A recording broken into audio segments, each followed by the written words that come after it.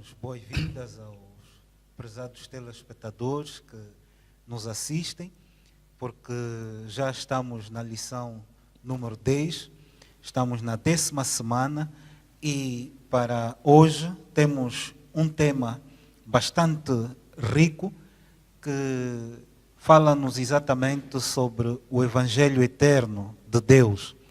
É a lição número 10, onde terei a companhia do nosso irmão e amigo Beneneco Joaquim, ao quem saúdo vivamente e desejo que o tempo que aqui estivermos seja para a honra e glória do nosso Deus. Ok, obrigado, Sr. Cláudio Durão. Prazer todo meu estar aqui mais uma vez no programa Palavras Cruzadas da Igreja de Barreiro. Então, que Deus esteja conosco e seja louvado para sempre. Obrigado. Amém.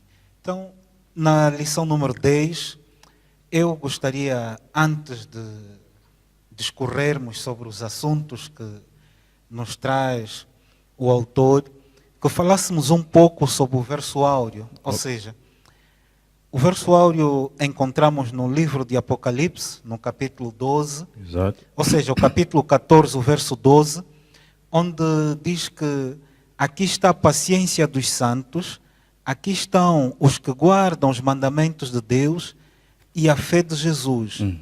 E eu fiquei a pensar, por que que os santos tiveram esta paciência toda? E o que essa paciência nos quer dizer? Então, eu tive que me socorrer nos escritos do apóstolo Paulo, no capítulo 5, nos versículos 3 a 5. Eu não sei se o irmão Beneneco nos poderia ler esta passagem, que é para melhor elucidar os nossos irmãos. No caso, Romanos 5. Sim. Os versos 3 a 5. Pois, aqui diz assim: e não somente isto, mas também nos gloriamos nas próprias tribulações, sabendo que a tribulação produz perseverança, e a perseverança, a experiência, e a experiência, a esperança. Exatamente. E ali a perseverança, em outras versões, diz que é a paciência. Exatamente. Ou seja, então, a paciência produz experiência. Com certeza. E a experiência é a experiência com Deus. Com certeza. Ou seja, os santos que João descreve no capítulo 14 são aqueles que têm a paciência porque conheceram Deus tal como Ele é. Exatamente. E esse texto de Apocalipse 14, 12, que é o nosso verso, que é o verso da lição número 10, na versão bíblica Almeida Revista Corrigida, considera os santos como pessoas pacientes. E tem a fé deles está em Jesus, alicerçada em Jesus. Aqui, fazendo um link com a parábola de quem constrói a casa sobre a rocha e sobre a areia. Tanto quem tem a casa sobre a rocha é aquele que tem a certeza de que quando a chuva vier, o vento, a casa não vai cair. E nesse caso, quando Jesus falou isso, era para que as pessoas acreditassem que, ou aceitassem e vissem que Ele é que é a rocha, que a casa construída sobre Ele, em momento algum iria cair. E isso também me trouxe aqui algumas perguntas. Será que eu sou paciente? Mas com quem? Com tudo, com todos? Em que momento é que eu sou paciente? A minha fé está alicerçada em quem? Será que tenho fé quando as coisas correm bem, mas isso é gratidão? Ou quando não correm bem, não tenho fé? Portanto, isso chamou-me a atenção. Realmente, porque nós, antes de estarmos aqui, já tínhamos analisado um bocadinho esta questão. Exato. Onde vimos que o engano de Satanás será muito bem sucedido. Exato. Ou seja, a maioria o seguirá. E, embora saberão todos, por meio da pregação do alto clamor, que assim estarão adorando a Satanás. Exatamente. Mas a grande questão não é se irão adorar ou não. De alguma forma, todos irão adorar. Mesmo que não cantem nem se ajoelhem. O simples fato de não seguir a Jesus já significa adoração a Satanás. Exatamente. E aqui, para acrescentar, dizer que ninguém é neutro. Na humanidade, mesmo aqueles que dizem, eu não tenho religião alguma, Ao dizer isso, já está do lado do inimigo. E, Estamos a dizer no contexto do grande conflito. exatamente, no contexto do grande conflito, ninguém é neutro. Ou adora a Deus, amém, aleluia por isso. E se não é isso, então adora o inimigo. E Jesus fica triste porque ele morreu por morreu por todos. Toda a humanidade. Morreu por todos. Continua mantendo os ventos através dos anjos. Porque se larga por um momento, nós aqui perecemos todos. E ele fica a olhar para a humanidade. Eu morri por tanta gente. E menos de 1% acredita em mim. É para refletirmos. Então, essa mensagem precisa ser passada. E só os santos, aqueles que têm paciência, no caso, os que têm experiência com Cristo, Deus lhes confia uma mensagem que a maioria esmagadora da população no mundo não a conhece, ou a conhece de forma deturpada. Não, mas e nem é só a maior parte da população mundial. Mesmo dentro da nossa própria igreja, Pois. nós próprios, se calhar estamos em crise, estamos num déficit. Exatamente. Em termos de adoração, em relação ao Salvador. Com certeza. Porque nós temos muito conhecimento intelectual, muito conhecimento sobre quem é Cristo, o que Ele fez, o que Ele fará por nós no futuro, mas a nossa prática, as nossas boas obras, se calhar não acompanham as nossas palavras. Com certeza. Se calhar até está a ser muito, muito ligeiro, não sei se o termo é esse. Não acompanham mesmo. Nem 1%, ou seja, sim, nem 1% dos adventistas do sétimo dia, aqueles que têm toda a verdade, vivem o que dizem. Nós até criticamos os outros, né, que têm a Bíblia na mão, mas falam outra coisa, mas nós mesmos, que até já conhecemos a verdade, também falamos uma coisa e vemos outra. Então é melhor avançarmos para as 3 mensagens angélicas, não é? Exato, sim. Ou a mensagem dos 3 anjos, Exato. que para nós tem um significado profético, que nos falam sobre o alto clamor. Exatamente, não é? sim. O alto clamor que para nós é a pregação do Evangelho a uma velocidade supersônica, Exatamente.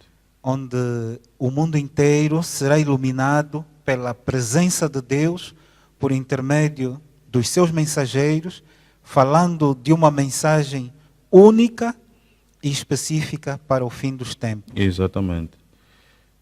Será uma grande e última advertência ao mundo caído.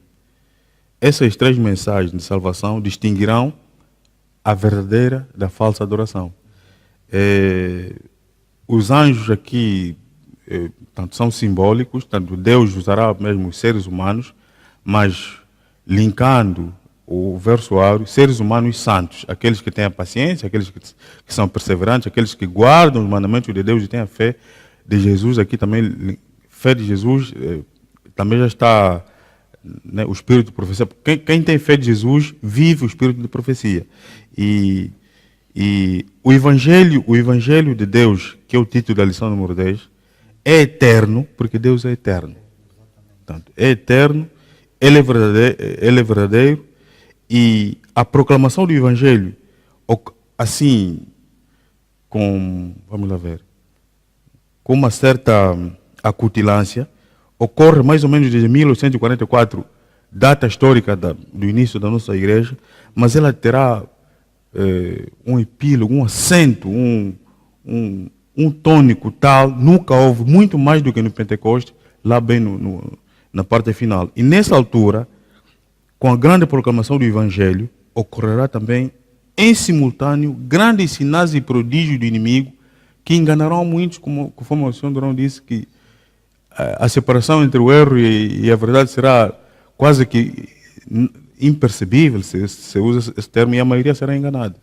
Porque ao mesmo tempo que a igreja, o remanescente, o povo santo, vai se mexer sem medo, guiados pelo Espírito Santo, a uma velocidade a todo mundo, as mensagens serão universais, o inimigo, portanto, usando a sua tripla satânica, portanto, o dragão, a besta da terra e do mar, farão tantos sinais e prodígios para confundir a verdade. E para isso, assim, Cláudio, se a pessoa não for santa, eu estou sempre a dizer, se não for santa, agora que é essa oportunidade, lá será difícil. Ou seja, não será possível Sim. fazer parte do proclamador das 3 mensagens angélicas, no caso. Porque na realidade, nós não seremos salvos por acaso. Com certeza. Nós seremos salvos fruto das lutas diárias que nós temos. Exatamente. E a maneira como nós lidamos com as lutas, que no fundo é o grande conflito que se dá na vida, na mente de cada adorador, Exato. não é? Exato. A forma como nós alimentamos o nosso lado espiritual ou não, é que vai determinar se estaremos salvos ou não. Ou perdidos. Porque hoje, o tempo de graça e preparação que o Senhor nos concede é um tempo para que nós nos aprofundemos, nos enraizemos na palavra de Deus. Exatamente. Por isso é que a questão do dragão, que nos fala sobre o paganismo e o espiritismo, exatamente, nos leva a uma questão tão séria que, se calhar, nós como igreja deveríamos refletir mais profundamente nesta assunto. Exatamente. Por exemplo, hoje a questão do espiritismo, ela está tão subtil, ou vem de uma forma tão subtil, que muitas vezes nem nos apercebemos. Com certeza. É um cordão, uma pulseira, uma água. Sim. Não, põe isso em casa, é para proteger, um não crucifixo. Faz mal. Um crucifixo, o pastor nem precisa saber, nem precisa dizer ao ancião da igreja. Com certeza.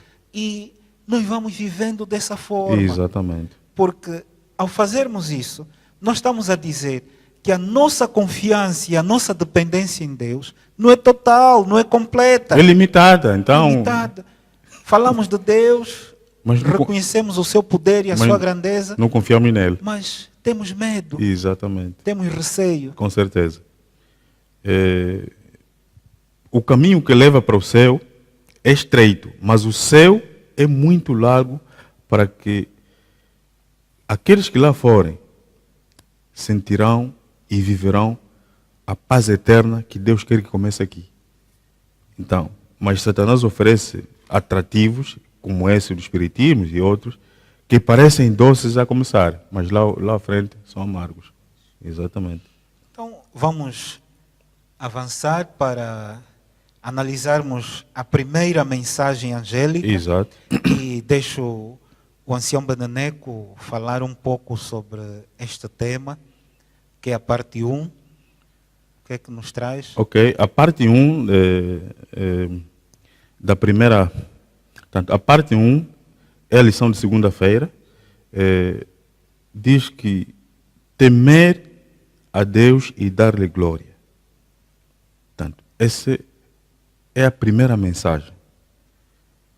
O que é temer a Deus e dar-lhe glória? Temer a Deus é adorá-lo, ou seja, exaltá-lo, considerá-lo, reverenciá-lo. Não é ter medo dele, é ter ele como um amigo, aquele em quem eu dirijo não algumas, ou maior parte, mas tudo da minha vida, sem temor. Aquele que me criou, aquele que é capaz de fazer tudo, aquele que é capaz de me dirigir num caminho que eu não estou a ver saída. Isso é que é temer a Deus. E dar-lhe glória é proclamar isso para as pessoas. Portanto, e aqui outra vez volto para o verso A. Se você não tem experiência com Cristo, que vida que vais proclamar às pessoas? Porque tem-se dito que ninguém dá o que não tem. Portanto, eu vou falar de Cristo se eu não tenho experiência com Ele. Vou falar de Deus se eu tenho medo dEle. Eu não me abro com Ele.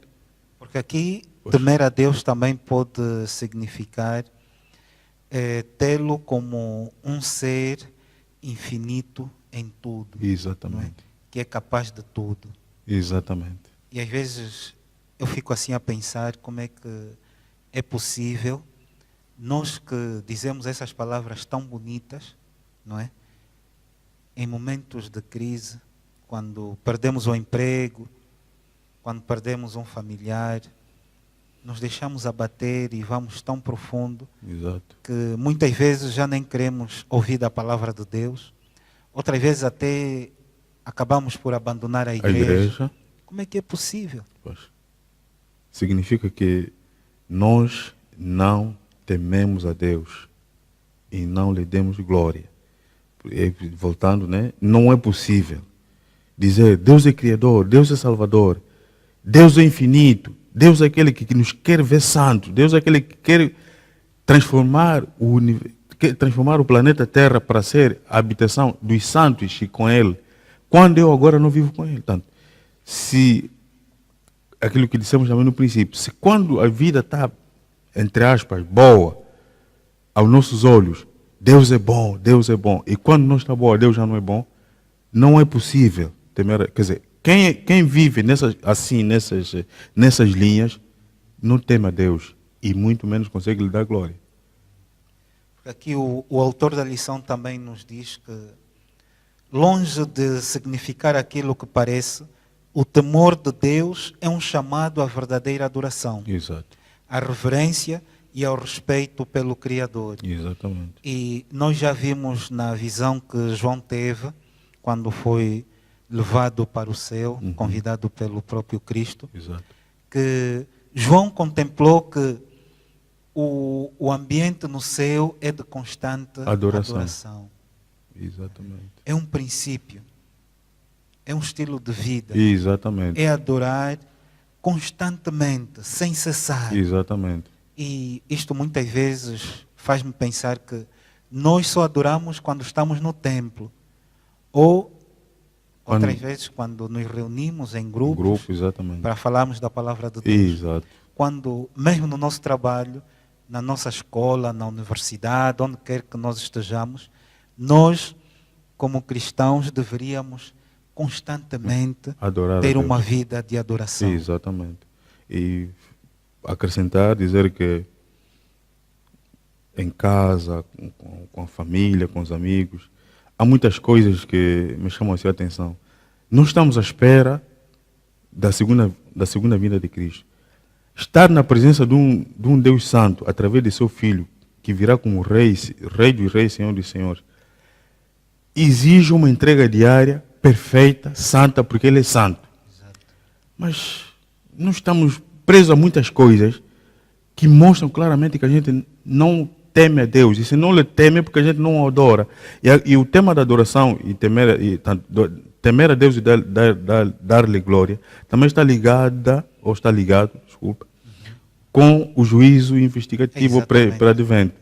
Porque quem teme a Deus e dá-lhe glória, reconhece o seu estado de pecaminosidade, entrega-se por completo ao Senhor, o Senhor vai trabalhando nele nos dias que ainda restam e apaga os pecados dele para sempre. Exatamente, porque o Evangelho está ligado ao juízo. Exatamente. Porque sempre que eu levo a mensagem da palavra de Deus para alguém, nós estamos, em outras palavras, a dizer o seguinte: se você aceita, você tem direito à vida. Exatamente. Mas se você rejeita, então o castigo poderá ser iminente. E neste caso é vida eterna, morte eterna.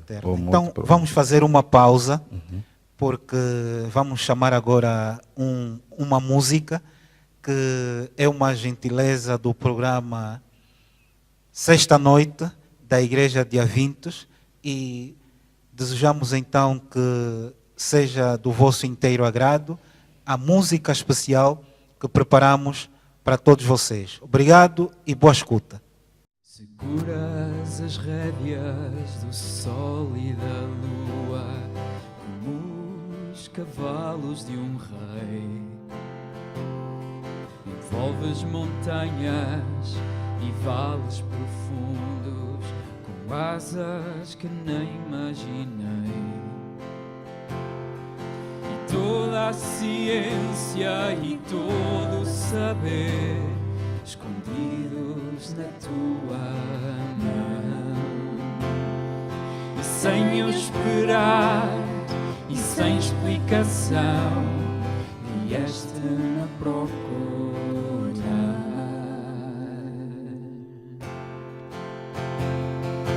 Vieste-me procurar. Deus, tu és o princípio, tu és o fim, és o futuro para mim. Deus, tu és o princípio, tu és o fim, és o futuro para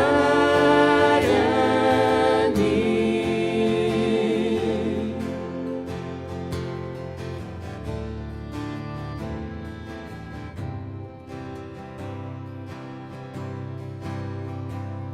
Se as constelações sustentas no céu, segundo o que desenhaste, porque hei de eu fugir, porque evitar o que para mim planeaste? E toda a ciência e todo o saber escondidos na tua mão, e sem eu esperar e sem explicação, vieste-me procurar.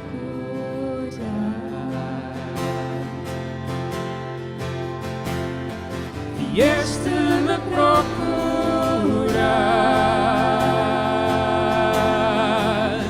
Deus, tu és o princípio, tu és o fim, és o futuro para mim. Deus, tu és o princípio, tu és o fim, és o futuro para mim. Tu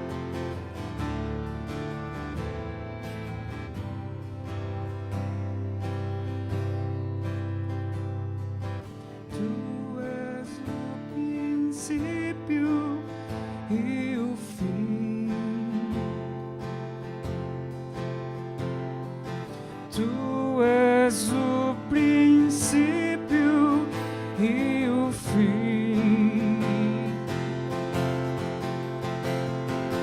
Tu és o princípio e o fim.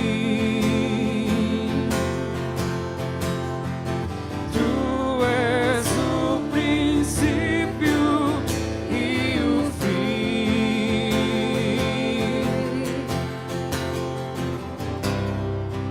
Oh, oh, oh, oh,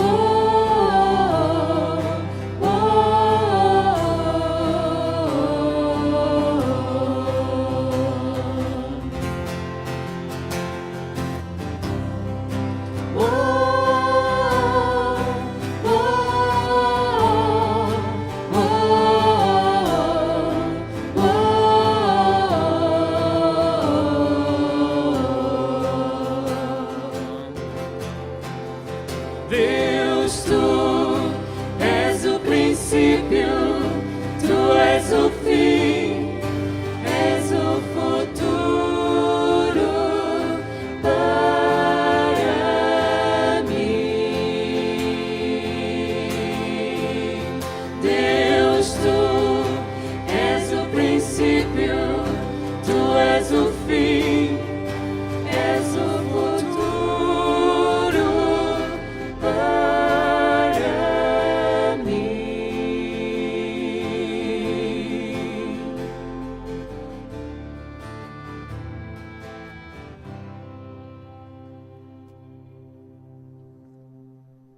Então, já estamos de volta para a segunda parte do nosso programa.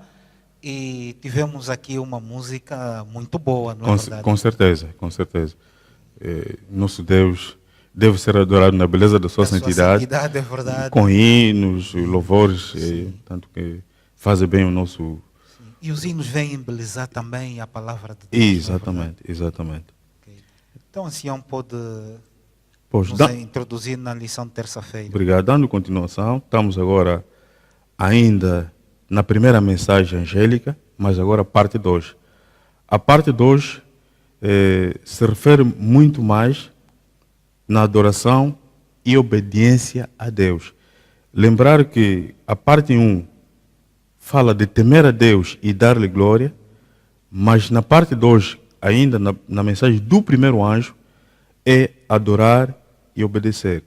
Ok, e só para ajudar, faz-nos pensar que o apóstolo João nos remete a olharmos para Deus como o Criador. Com certeza. Então, ao longo do tempo, e principalmente depois do dilúvio, o ser humano procurou sempre protagonismo para ele mesmo. Quando Nimrod encabeçou lá aquela obra da Torre de Babel, era para a exaltação humana. Ou seja,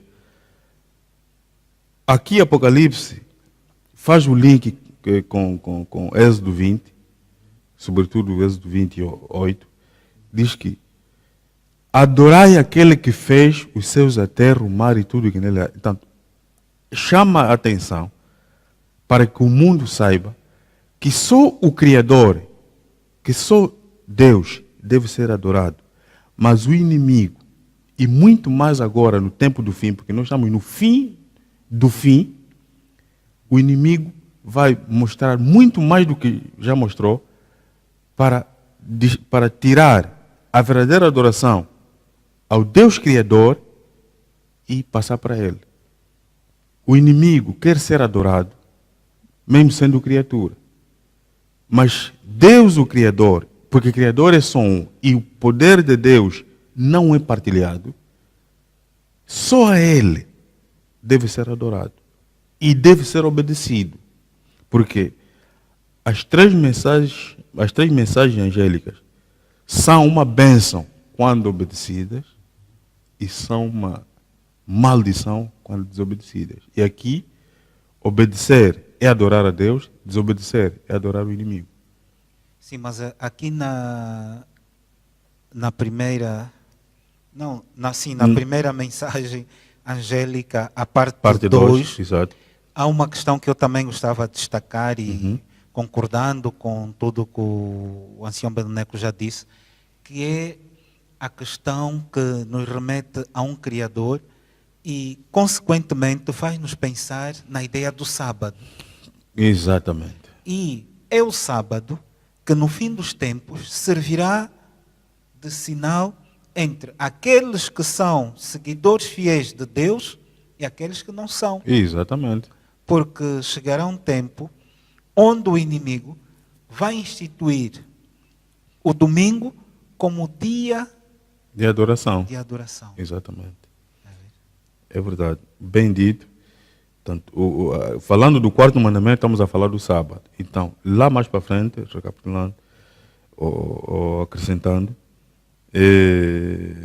quando já falamos, né, adorai aquele que fez os céus, a terra, tudo. Aqui, o Apocalipse 14 remete ao Êxodo 20. E se Deus descansou, é porque as suas criaturas, ou seja, em Lucas, já não me lembro aqui o capítulo, diz que o sábado foi feito por causa do homem, não o contrário. Se Deus descansou no sábado, é para mostrar que, ao longo do tempo, desde a eternidade, agora e eternamente, o sábado será observado, porque mesmo Isaías diz que todos os sábados nós estaremos na presença do Senhor. Só que o inimigo, como sempre contrafaz o que Deus apresenta, sai do sétimo, vai para o primeiro. Diz que o primeiro é que é o dia da adoração. E como adorar uma criatura? Só que nós estamos tão cegos e não conseguimos discernir. com alguma facilidade entre a verdade e o erro. Se a Bíblia de Gênesis e Apocalipse, em momento algum, diz que deve-se guardar um outro dia, não o sábado, por que facilmente não pensamos que quem está a enfatizar a guarda de um outro dia é uma criatura e não o Criador? Por que nós nos curvamos diante de uma criatura se só existe um Criador? Só que nos deixamos levar por coisas desta vida e não conseguimos distinguir entre a verdade e o erro. E quando João se deparou com o anjo, ele prostrou-se, o anjo disse: não me adores, apenas o Criador deve ser adorado. Por quê? Porque o anjo também é uma criatura. Então, passando para quarta-feira, a segunda mensagem angélica fala-nos sobre a queda de Babilônia. Exatamente. E podíamos perguntar, mas então, o que é Babilônia? Babilônia nós já sabemos que é confusão. Exatamente. E por que o anjo fica com... ou leva-nos a pensar nessas palavras de caiu Babilônia? Exatamente. O que aconteceu afinal com Babilônia? Pois, dizer que a lição de quarta-feira é a segunda mensagem, Sim. é a mensagem do segundo anjo, né?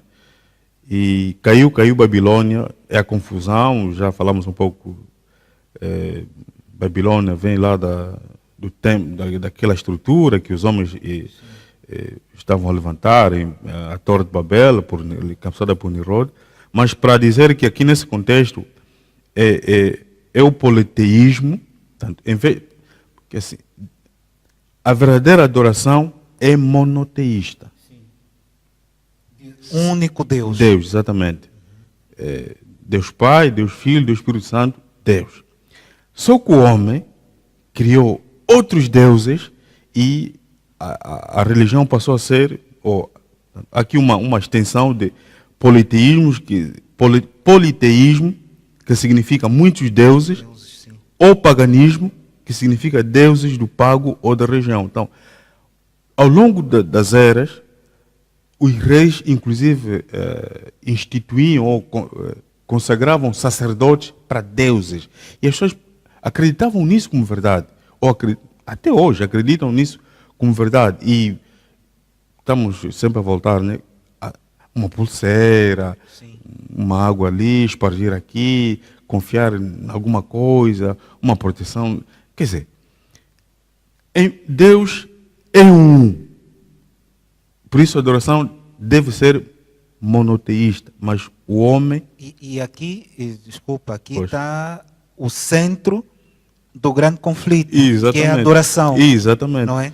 Porque Deus merece esta adoração, mas o inimigo reivindica A adoração para ele. a adoração para Exatamente. Então isso cria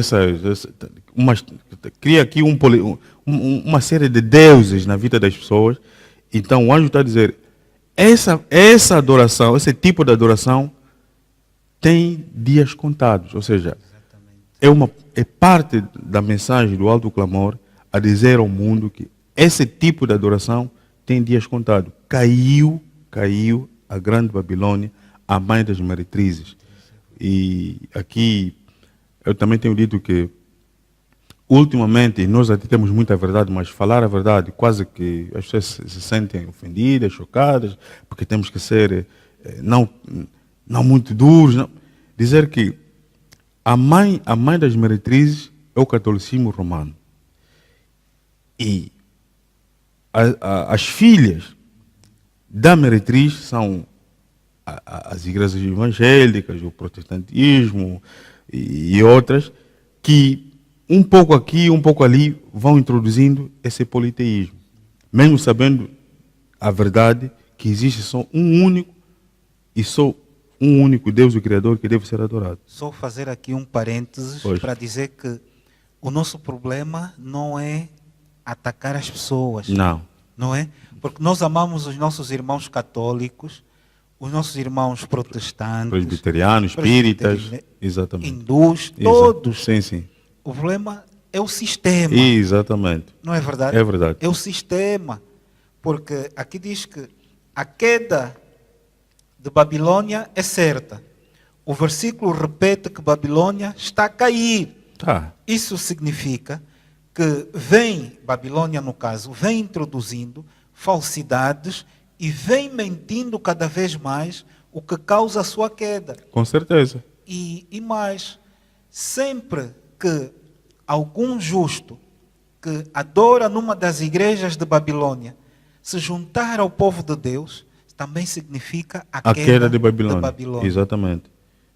Dizendo que certas façanhas de Babilônia, por exemplo, a imortalidade da alma, não santificar o sábado, não acreditar na criação literal do céu e da terra em 7 dias, não acreditar na segunda vinda de Cristo. Quer dizer, aos poucos, às vezes estando, entre aspas, na igreja verdadeira, podemos ir caindo nessa mornidão, nessa fraqueza espiritual e também podemos cair com a própria Babilônia, porque Babilônia não leva a sério aquilo que Deus quer que os seus filhos saibam, sobretudo e principalmente agora no tempo do fim.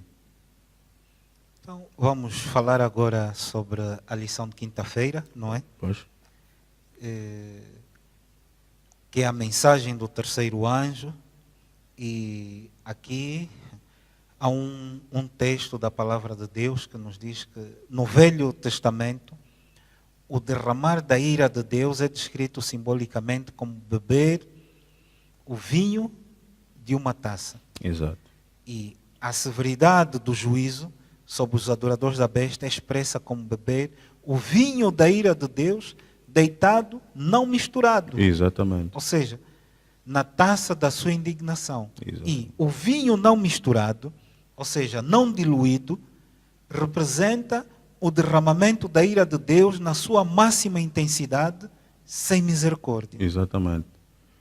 Quer dizer que, hoje por hoje, enquanto a porta da graça ainda está aberta, Deus tem toda a misericórdia, mesmo em meio a tanta perversidade. Nós, hoje, com os anjos ainda segurando os 4 ventos, ainda sentimos que a mão de Deus segura tudo isso, mesmo com mortes, com muitas coisas desagradáveis, com situações tristes nos lares, no mundo inteiro. Mesmo assim sentimos a misericórdia de Deus. Agora, assim é um Cláudio. Sem isso, como é que o mundo fica? É o fim, é um caos, acabou. E aqui essa mensagem é para advertir que aquele que não adora a Deus, aquele que não é fiel à sua palavra, aquele que não reconhece o Criador, o único, o nosso Deus, aquele que antes da fundação do mundo planificou a salvação da humanidade, caso o homem caísse, aquele que não adora nessas condições vai beber o vinho com a ira do Senhor que não está misturado. Porque realmente hoje nós temos a oportunidade de, não só de ouvirmos, mas de tomarmos uma decisão do lado certo. Exatamente. Porque o fim se aproxima e muitas vezes nós pensamos no fim apenas como o fim do mundo, mas a verdade é uma que com a nossa morte, o fim também chegou para nós. Exatamente. Então, enquanto é dia, enquanto é tempo, o nosso desejo é que eu e você façamos uma escolha inteligente, uma escolha para a vida, uma vida eterna, não esta vida fugaz que hoje estamos bem, amanhã estamos mal, mas uma vida em Cristo, Com certeza. onde nós temos um futuro brilhante, um futuro risonho para as nossas vidas. Vale a pena acreditar nesse Deus. Com certeza. Eu não sei se o ancião Beneneco tem mais alguma questão antes de terminarmos. Sim, dizer que o fogo para os ímpios é uma certeza. Tudo na Bíblia se cumpre. Há coisas que já se cumpriram, outras estão a se cumprir e outras ainda hão de se cumprir um pouco mais à frente. Deus quer salvar o pecador do pecado. Deus ama o pecador, mas aborrece o pecado. Só que, infelizmente, de tanto clamor, é o que nós estamos a estudar nessa lição, de tanto clamor, o pecador não se quer afastar do pecado. Deus não terá escolha. Quem vai destruir o pecado, mas como o pecador está abraçado ao pecado, será destruído com o pecado. E isso a Bíblia e o Espírito de Profecia chamam de o ato estranho do Senhor lá no final. Porque a vontade do Senhor, como dissemos, é de que eu, o Senhor Durão, as pessoas que nos assistem, se salvem. Deus quer salvar todos, mas infelizmente, como Ele não interfere no livre-arbítrio de ninguém, será sempre por nossa escolha se ficamos com Ele ou com o inimigo. É verdade. Então, agradecemos a paciência da vossa audição, da vossa presença e por estarem sempre ligados ao nosso canal no YouTube, em Iaz de Barreiro. Obrigado pela a vossa sempre aprazível companhia. Nos despedimos na certeza de voltarmos para a semana a fim de estudarmos a lição número 11. Tive muito gosto em estar aqui com o ancião Beneneco. Espero que o Santo Espírito de Deus possa elucidar, iluminar melhor e clarificar aquelas questões que eventualmente não tenhamos podido falar com maior profundidade. Exatamente. Então, nos despedimos na certeza de voltarmos assim que pudermos. Obrigado e uma boa semana a todos. Amém.